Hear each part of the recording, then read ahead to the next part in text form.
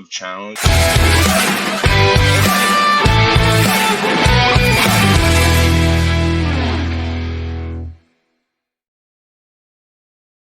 Folks, welcome to yet another episode of the Auto Trends Podcast. I am your co-host, Gideon Williams, and it is an absolutely exciting time. It is an exciting time in this industry. It is an exciting time in automotive parts. It is an exciting time to be in a business where warehouse management, inventory management systems are absolutely the lifeblood of efficiencies, of effectiveness, of how you run your business.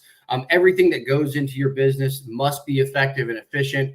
We have so many pieces that are coming into the pie that are, pushing that digital, that digital era to where we have technology intertwined with maybe the older way of doing things.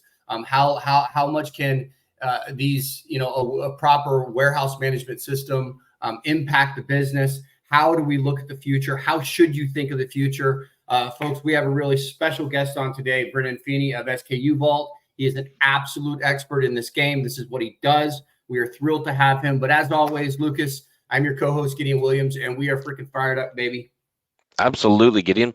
No, I'm super excited today because this is not something we normally discuss, Gideon. This is not, it's kind of a niche field, and we've been talking that we've been looking forward to Brendan coming on now for a while. So it's something that I think our listeners have been asking us about. I think we've been approached on this a few different times, and it's not something that we're able really to comment on too much. So it's great that Brendan's here to provide the insights, and I think I'm going to let Brendan kind of give his own little bit of an intro, because it's kind of a niche area that I think only he can explain. So welcome, Brendan. Guys, thanks for having me. Lucas, Gideon, great to be here. Yeah. Give you a little background. So I run the sales organization for SKUVault, Linnworks. Been in the business now going on almost 4+ years.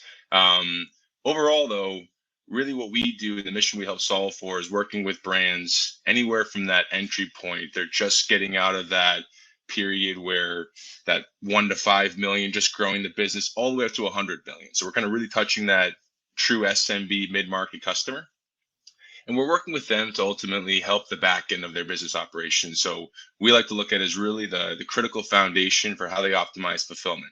So being the cornerstone to help them understand their inventory levels, understand how they can optimize their pick and pack, how do they streamline fulfillment turnaround time.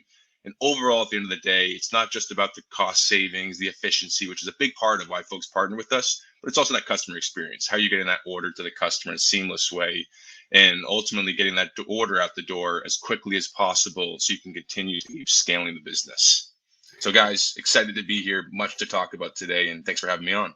Yeah, no, Brendan. Well, first off, it's awesome to have you, and we're thrilled to have you on the Auto Trends Podcast. I think when we first got this thing going, everything was about bringing experts into the platform to really kind of share their insights, share their experiences, and equip, our industry, our automotive industry, whether you're a manufacturer, distributor, equip them with some of the best and the brightest in our industry to kind of bring that message to where we can equip them with the knowledge they can make better decisions ultimately, because we're at an inflection point. There's a ton of solutions out there. There's a ton of point solutions. I think when you look at from what we always talk about on this podcast and what we do daily is talk about e-commerce and selling channels and how do you pull all that together in a platform that connects distribution. And so I would just say, like, we're honored to have you and honored that you are going to commit your time to this. But I think when we start to look at, organizations in that $1 to $100 million range, I always see, and I sit in a lot, both of us, Lucas and I sit in a lot of meetings from small, mid, large enterprise. And, I go back to one meeting I was just in with a guy, and he said, everything's in my head. You know what I mean? And so What we are seeing is that's not really efficient, and that's not really economies of scale, right? And so I think whenever your business begins to evolve and develop, at some point you've got to make decisions that now pull in better technology, better solutions, things that, hey, I just know where the product is because I just know where it's at. We want to kind of deploy some of those things. So we want to welcome you to the Auto Trends Podcast, and really just, honored to have you on. Thanks again, guys. Yeah. So, Yeah, go ahead, Lucas. No, I was just going to say to Brendan. So, kind of expanding on what Gideon had just said. So, if I'm sitting there with my, distribution area, when should I be thinking about contacting Brendan Feeney? When should I, kind of put this into my mind that this is something I should look at? Should it be very early on, even before I have any sort of a problem, or at what stage should I be reaching out to you? Yeah, Lucas. So what we see really customers coming to us is the point where they've gotten their website up and running. Maybe they have one or two sales channels, and they've started to really scale up on their fulfillment side of the business. So now they're fulfilling from their warehouse location. They've got to ultimately make sure they're getting orders out the door very quickly. Customers at that point in their journey just start to make that first purchasing decision for technology. So they have done it with, hey, John knows where that is in the warehouse, or hey, when that comes in, we've memorized where that item is to go pick it. And that's not scalable. If someone leaves the business, that's a whole new retraining. It's not something that you can replicate, rinse and repeat, and have the ability to grow. So what we'll see is being those key indicators that folks will start to realize that they need to bring technology in place is that they don't know what they have, where they have it. They don't know how much inventory they have on hand. They're realizing that there's constantly times during the day where pickers are either taking too long to get to that item, missed picks are happening, orders aren't getting up the door quick enough. And ultimately, they don't feel as though they know the proper times to then replenish and reorder more product, which leaves them vulnerable to leave out on missed potential sales. You're waiting now for stock to come back in. And always knowing what you have on hand, I think, is a big thing. And a lot of people that come to us and brands that come to us, it's a bit of a mixed bag in terms of where they're at in their journey, what they have in place today, and they know they need to bring more processes and to bring more efficiency into their business. Where would you say, so like, and we always kind of try to wrap our heads around, all right, we have a manufacturer here, there's kind of like, there's a growth curve, right? With growth, you must provide a more sound, effective, and efficient, repeatable process, right? So you bring a new employee in because maybe sales doubled. You have to grow your team in the warehouse. Not everyone is that Tyler that's been there for 5 years and just knows it at the back of their hand, right? That Tyler that just knows where everything is not a repeatable play. It's not a repeatable process. Not everybody's going to be a Tyler. Tyler's great, but when we look at the growth curve with companies, and they obviously have their technology, right? They have their, well, how are we going to sell online? How are we going to tie distribution? That's what we talk a lot about. And then you have your WMS, your inventory management system, something to help you with, replenishment. So as the company grows, the needs become different. The needs become more complex. Yep. Walk us through with SKUVault. What is your market? What is that target market where you say at this point you should start looking for something that can make you more efficient and more effective? Yeah, so our target market, it starts at the entry point really of folks as early as that 5 million in revenue. That 1 to 5 million, they're just coming up. They're just starting to realize, hey, if I want to take my business to the next level, or I want to have the ability to drive more sales and execute upon that, then I need to now have technology. But really, we scale that all the way up to 7,500 million. Some of the bigger brands we work with, one customer we work with all different segments, have a huge focus on automotive. But we work with another kind of apparel customer, Shady Rays. They've got really popular sunglasses. Yeah, Shady Rays. Yeah. They started with us around the 5, 10 million, 15 million range, and now they're all the way up to 75 million. And they've gotten their pick times to 45 seconds a pick. So it's just about where you're at in the journey and how can you continue to leverage the technology we provide to drive more and more efficiency. When folks are first coming in at that 5 million, they're not going to be doing the things that a $50, $75 million customer revenue brand are doing, but they still need to start taking on some of those efficiencies and best practices to get to that place. So they may start to have, hey, instead of Tyler knowing where it is, let's make sure we have a SKU assigned and designated to a certain bin rack location. So every time we know when that item comes in, we know exactly where to go get it, and we have a system telling us where to go pick that item. And then you can even have steps in place where you can start to initiate things like pick waves. Again, I think that's a digital step that folks make.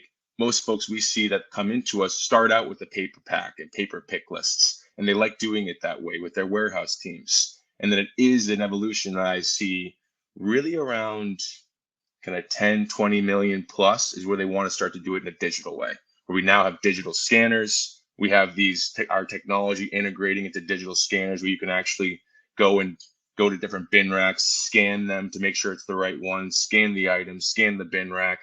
It's those things that are eliminating mispicks. There's always going to be potential room for human error. How do we minimize that? How do we take that out of the equation so the customer's always getting the right order and the customer's happy? I find that. Yeah. Go ahead, Lucas. No, I was just going to say, and you kind of touched on it a little bit there, but what would be the number one concern that people are coming to you for that, maybe they believe they're doing right, at the moment, but then they realize, oh my God, this is a disaster. But they're coming to you and saying, this is, the best thing that you're fixing, let's say, for example, that they're coming to you consistently with this one problem. And, you're saying, I have the perfect solution that's going to solve this particular problem. Lucas, I think there's there's two problems coupled together. If I had to answer that question, I think the first one is, and I've heard this a lot in the industry, it's how do we make sure we're not overselling or that our inventory is always being represented to what we have online, with that trust with customers, that it's always being up to date. So it's that inventory piece being critical. It's critical for all brands, but then I think the other piece is fulfillment turnaround time. We're not getting orders out the door quick enough. We don't feel as though we're being able to handle the amount of orders we have. And we've seen it today. Like, even when I'm making a purchase, I'm looking at how long that item's going to take to get to my front door when I make that buying journey. That's the expectation of consumers today. How quick am I getting this? And they may look to a few different places to see their options there. So now a lot of different automotive groups and companies and brands are saying, well, how can we fulfill within 2 days? How can we make sure that that customer is getting that order as quickly as we can? So we can have that similar great experience that they might have with an Amazon or these other bigger market channels out there that have driven this expectation on fulfillment time and how quick that item should get to you. Yeah, I find that interesting because everything that we do when we look at the parts business, right? We consult and develop incredible parts businesses through technology, right? Through the selling channels. And our number one component that always is interconnected is how quick is that item getting out the door, right? It's getting out the door in 3 days. Okay, well, you might as well shut the business down and just move on, right?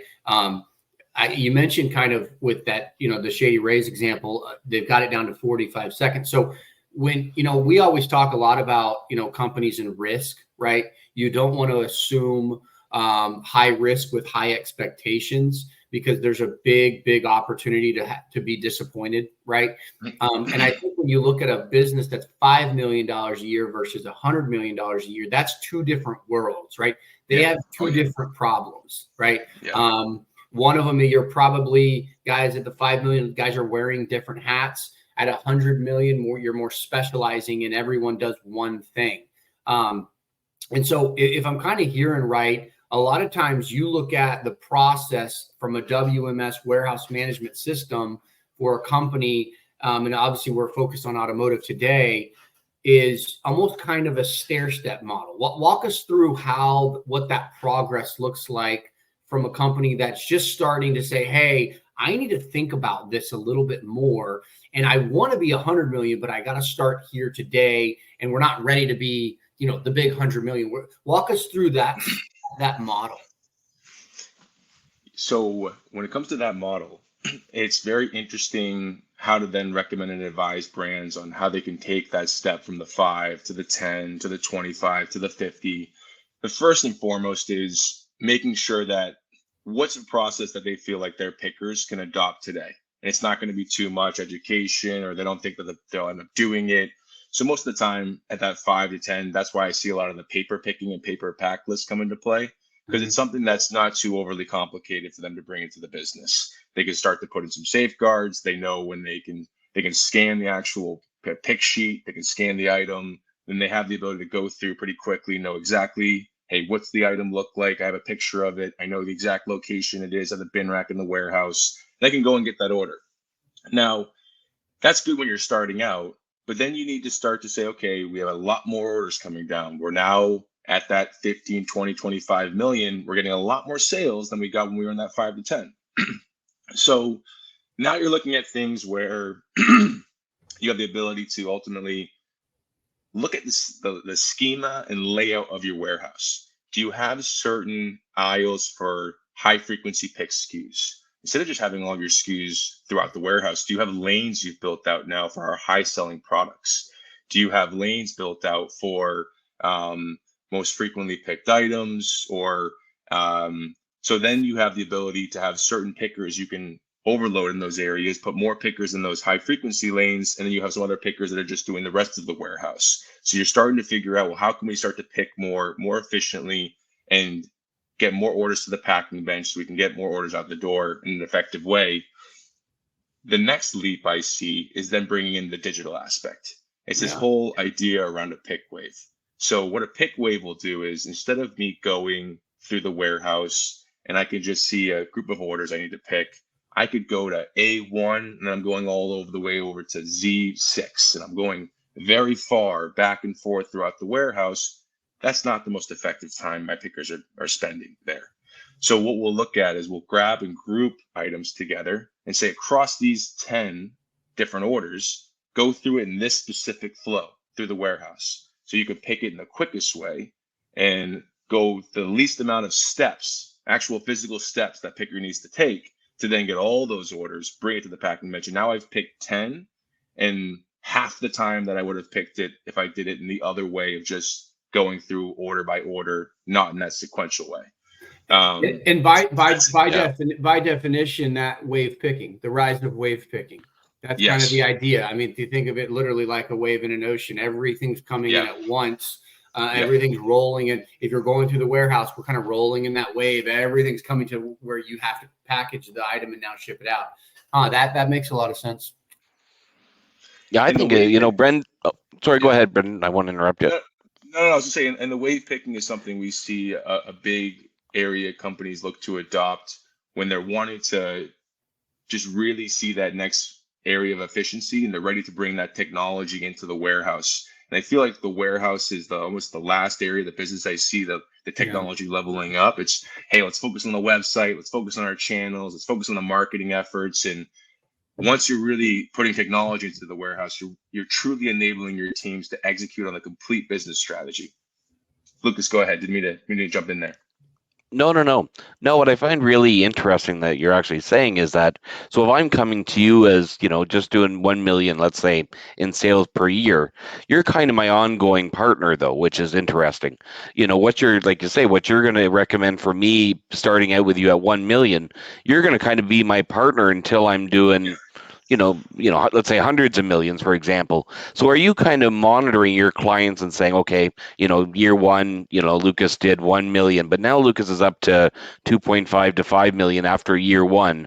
Now we should kind of transition and recommend to Lucas. Well, you're the one telling me, what the next stage here is and kind of prepping me. So it's just not like one day, oh, you're doing everything all wrong, now we need to change everything again. But you're going to say, within the next 6 months to 1 year, now we need to look at transitioning down this path for the next stage. That's exactly correct, Lucas. And that's where we really look at that being that partner and saying, okay, yes, we're providing the technology. Yes, this works great for them today. This is going to help them today.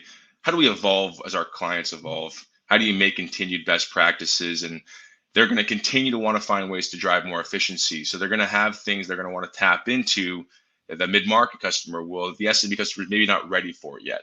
And that's where I think there's that crawl, walk, run that you can grow into different areas of our solution suite and have different areas you can bring in where instead of maybe me looking at one SKU with one bin rack, now I can see it across various different places of the warehouse. I now have a pick bin, a replen bin. I have a deep storage bin. I can see all my capacity across different bins. Just deeper visibility. Do I now have recommendations coming into the system of that, like AI, like Gideon talked about, of hey, you should move this item to this area, or you guys should move stuff from the replen into the actual picking bin. And then the system's starting to help make those decisions for you. But truly working with customers to figure out, okay, what's their growth objectives? Where are they trying to go? Do they feel like they've got the back end to support it right now with their fulfillment strategy today? Or is there room for more efficiency so they can keep up with the uptick in the orders that they're expecting? Yeah, that's I think it's very insightful. Just the model. I'm quite curious because, you know, I've been a part of not leading but supporting the deployment of pick operations for 500 million plus organization, right? So that's probably more of an enterprise. And there's a lot of talk around, you know, robotics. There's a lot of talk about, Yes. you know, different things. And so when we look at the development of technology, like what do you think will be the future? I know we have kind of wave picking, the efficiencies, right, of making sure with less steps, right? But what do you think the future is? I think, what do you think the next level is of these operations? We see companies going to more warehouse management, you know, kind of online selling, and then warehouse management more of than that brick and mortar, right? What's your thoughts on that? Yeah, it's a really great question, Gideon. So I think to your point with the robotics, I see that coming into play. There's already right now things that we've seen some of our customers adopt in their warehouse, these Cubiscan machines where I have a conveyor belt coming through with all my items and it's automatically screening it and it's scanning it and it knows the exact weight, size, dimensions to automatically print the label for it. Like just the area of automation and intelligence that's coming into the back end part of businesses in the retail space. I think robotics will be next. I do think there'll be more robotic pickers that we'll end up seeing in the next 10, 20 years. I think that's going to be a big thing coming into play. I do also see, interestingly enough, like this diversification of fulfillment strategy, like the rise of BOPIS, that buy online, pick up in store. Yeah, walk us through that because I saw that. Yeah. But I guess as somebody just listening, and that was a question I had. Walk us through BOPIS and what's your thoughts? Yeah, walk us through that. So buy online, pick up in store. It's a big emerging fulfillment strategy that we're starting to see more brands undertake. They're essentially taking what they have for their brick and mortar locations and using them almost as another warehouse fulfillment center. So we have stock, we have inventory at, let's say, 10 different stores that we have outside of our warehouse. Well, let's provide the customer the opportunity that if they're local in the area, instead of having to necessarily order something with us and wait a couple of days to receive that item, they could go pick it up down the street, drive 15 minutes and go pick it up, and we'll have it right ready at our store for them, and they can take it and walk out the door.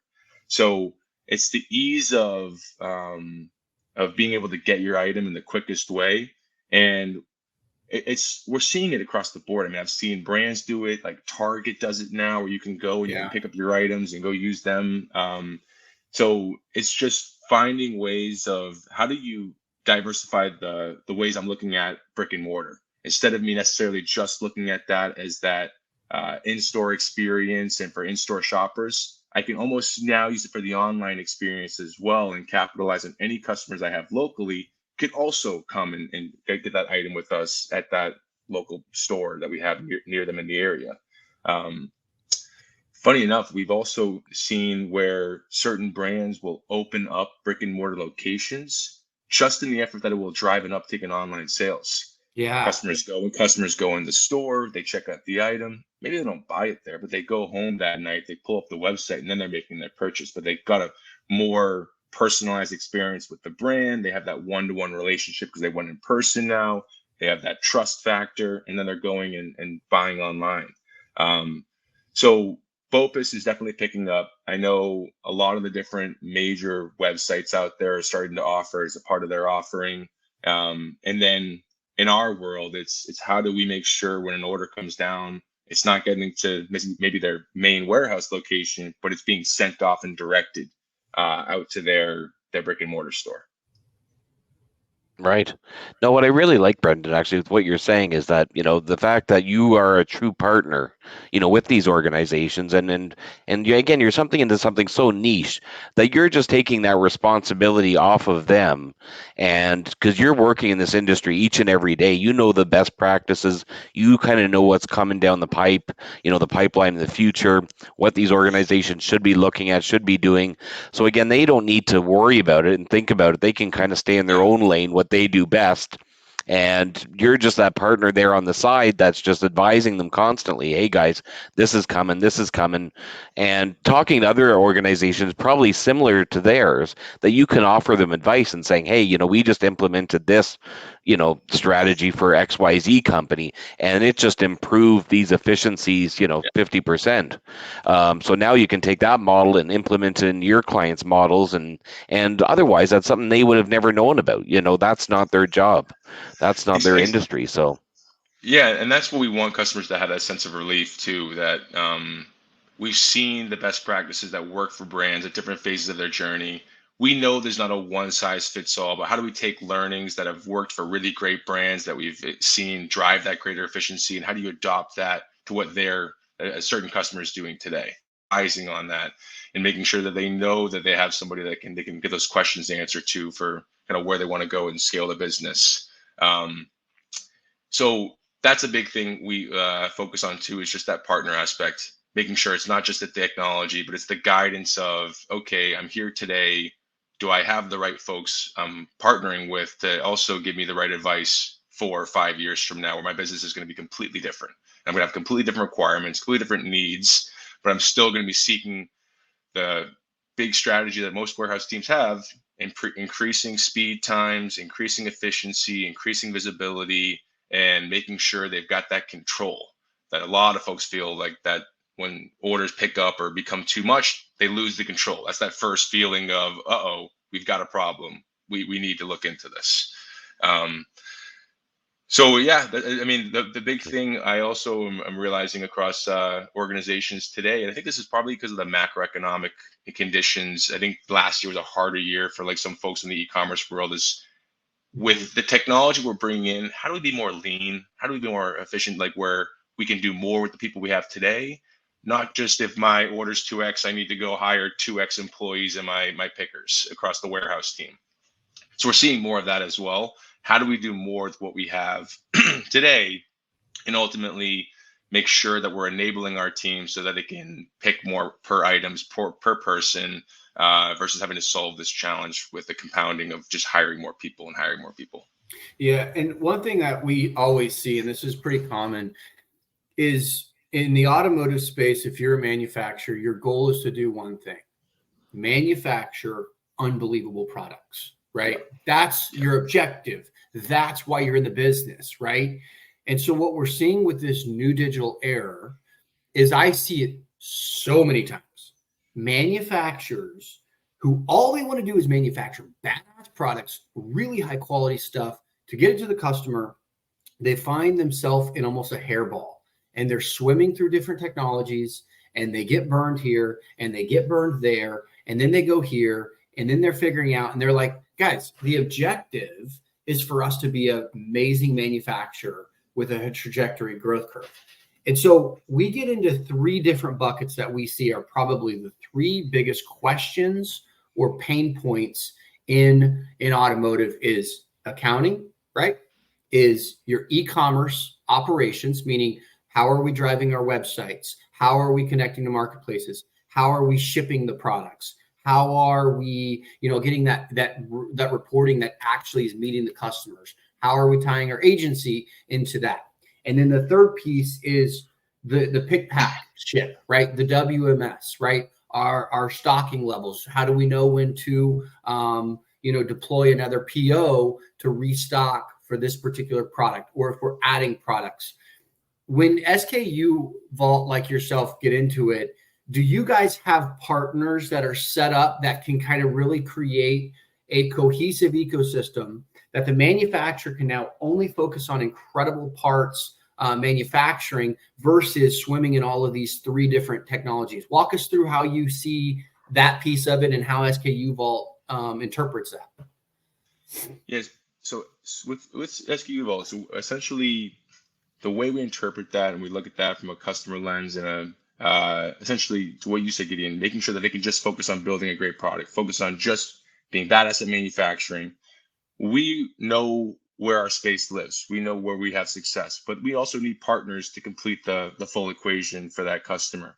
We work with groups like Revolution Parts, like you guys, in terms of handling that e-commerce experience, their websites, channels, distribution partners. We know that we have to interlink with a group like that to have the success to provide the connectivity to where they want to be, where they want to sell, and making sure that all flows through from a data side of things. Then we live in that back end. We're the execution on how the customer gets the order. How quick are they getting the order? Are they making sure that we always get the right order? That they have a seamless process from start to finish when that order is placed or when the order is received by the customer. We all know accounting is critical. We all know the brands have to calculate their profits, do their margins, look at different things from an auditing perspective when they have their year-end reviews. So we often work with QuickBooks, we see being in that, specifically in that like 1 to 50, 1 to 75 million space. They own that space well. They really do. And they're one of the biggest one we've seen out there. We've got a great partnership with them. And then we start to work with the NetSuites of the world when they start to get out of that space. If a customer outgrows the QuickBooks and they move to more of an ERP like NetSuite, SAP, MS Dynamics, that's where we just see a bit of a, okay, different connection, different kind of beast on the accounting side that they now need, but there's still the same upper layers, if you will, with us, Revolution Parts. It's just a different accounting system that they may need in their business at that phase of the journey that they're in. That trifecta is what we see really being a powerhouse for brands that are trying to have the automation, efficiency, and connectivity for where they want to be. Yeah, we had Mike King, Tasca Parts. He was a big builder in the online parts e-commerce space. We had him on a couple episodes ago, and it was very awesome insights just to see how he thought of the business from zero to a very large company. But so when you guys look at it, when you look at kind of like a native automation, you look at native integrations, you look at supported partners, it's common for you guys to see it as, okay, because we see it as well. Many small, mid, even large markets come in, and that QuickBooks is a very common piece, right? Yeah. And what I see a lot is there is no warehouse management system in place, or if there is, it's kind of like we just kind of manage it, right? That's so common. It's like, well, but when from y'all's view, you guys almost have set up kind of like the perfect tripod, I guess you could say, from a partnership as we look at automotive only, right? I'm sure you guys have partners outside of automotive as well. But when you guys look at the automotive space and through that lens, typically that small mid manufacturer under 50 million is riding with QuickBooks on their accounting. SKUVault is dealing with all of their inventory management system, really helping them smart, kind of with the WavePicking, and those pieces that shorten fulfillment time. They create structure in the warehouse. You can bring somebody in and they can get trained up very quickly. It's not all tribal knowledge that Tyler's had over the years. And then when you guys look at the automotive side from a selling perspective, the partnership with Revolution Parts and just talking with Mike King about that, them developing their selling channels, tying in their distribution, really kind of carrying that digital experience, right? And so if you're a 10, 15, $20 million manufacturer, you walk into this solutioning, you now can just go manufacture great products. Is that kind of what you guys see as well?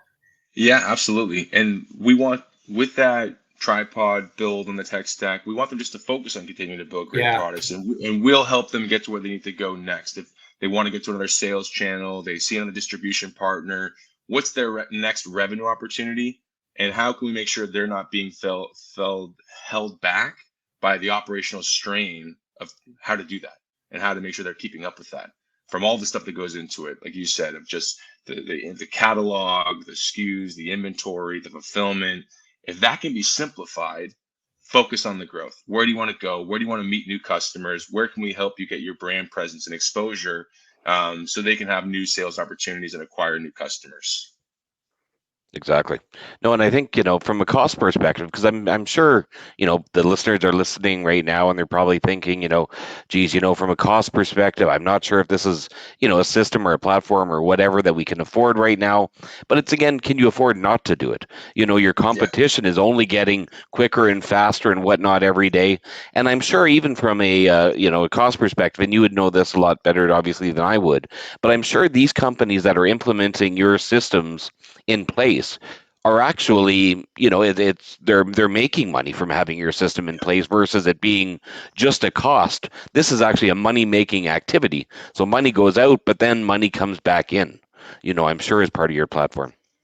Yeah, and so the money comes out, money comes back in. They're also driving better cost savings across all the manual stuff that they're doing today. When you start to add all that up, it's far more than the solution, what it costs. And that's just the more of the OpEx Mhm. savings and making sure that they can look at that side of the equation. But to the other point, what is this enabling them to do? It's helping them get to where they want to go next. They see a revenue opportunity, they see something else of how they're looking to grow the business. Everyone's trying to get their business to the next revenue jump point they want to kind of grow into. And you have to bring technology to then see the revenue gain. You can't do it with what you have today because companies will sit there for a couple of years and it's flatlined and they feel like, okay, we've done all these things, but we haven't taken the technology leap. You've got to make those bets and you've got to take that leap of faith if you find the right partner, because then everything else will fall into place and you will be able to kind of grow your business in the way that you want to. Wow.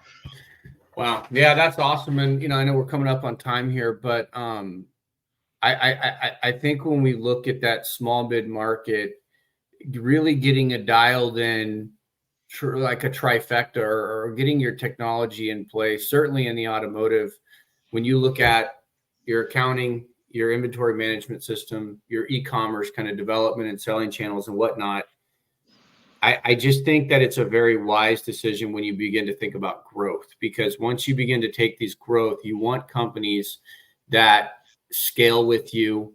You want partners that can take you to the next level, ultimately achieving economies of scale, because what you don't want is to find yourself going from 5 million a year to 25 million a year, and you have to uproot all of the work you've done in the organization just to go put something in place. What I've seen it so many times where they actually see a step back.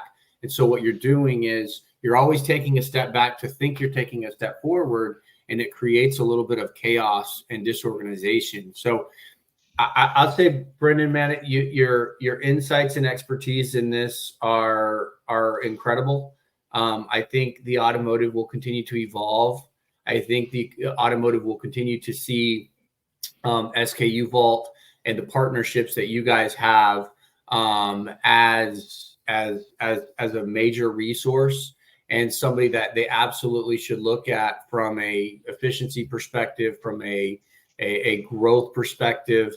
And so I we appreciate, having you on. And if any of our listeners want to get in touch with you or SKUVault, how do they do that? Yeah, so great question. Honestly, number of different ways you can, of course, my first last name, Brendan.Feeney at Linnworks.com. Always feel free, anyone can reach out to me directly via email, LinkedIn, you name it. But our website's highly intuitive. You can come into the website. We've got like a chat experience. You can talk directly with our team. If you're feeling like anything is resonating or you're one of those customers that is looking at growth or is looking at the operational efficiency or frankly not sure that you're comfortable with what you have today. And maybe you're thinking, I want to look at internally in-house of our operations within the warehouse and see what we could do better. Always worth a chat. And at the very least, it's just a good consultation to make sure you can have a health check of where you're at, where you're trying to be. But guys, I very appreciate the call on the pod. I love what you guys are doing in the automotive industry. This is such a great voice, I think, for so many folks out there that need a place to turn to hear customer stories, to hear different technologies that are out there in the market, to take their own self-education so they can be bettering their business and their own kind of roles of where they stand in that business. So love what you guys are doing with AutoTrends. Was excited to join today and be with you guys. Hey. Great. No, thanks, Brendan. Thank you. Thank you very much. Anything else, Lucas? Pleasure. Before we kind of No, wrap no, this up? No. Again, just a huge thank you to Brendan, and we really appreciate him being here, and your insights are always extremely valuable, and hopefully we'll have you on again, within the year or next year. And thank you very much. Anytime, guys. Yeah, no, certainly. I think before SEMA Apex, we'll be out there. I'm quite sure that you guys will be out there. And so we'll probably roll something out before then. But, Brendan, appreciate you guys. Hey, if you're in the industry again and you're listening to this, please, the best way to support the Auto Trends podcast is like and subscribe. If you like what you see, please feel free to share it. If you don't, that's okay. If you don't like what you see, you can let us know too. That's fine too. But as always, we will continue to bring experts in all of these areas onto the podcast to be the voice, allow you to be educated, and ultimately reach out to guys like Brendan Feeney at SKUVault. They're here to help. They're here to make your business excited. We are the voice of the industry. This is the Auto Trends podcast.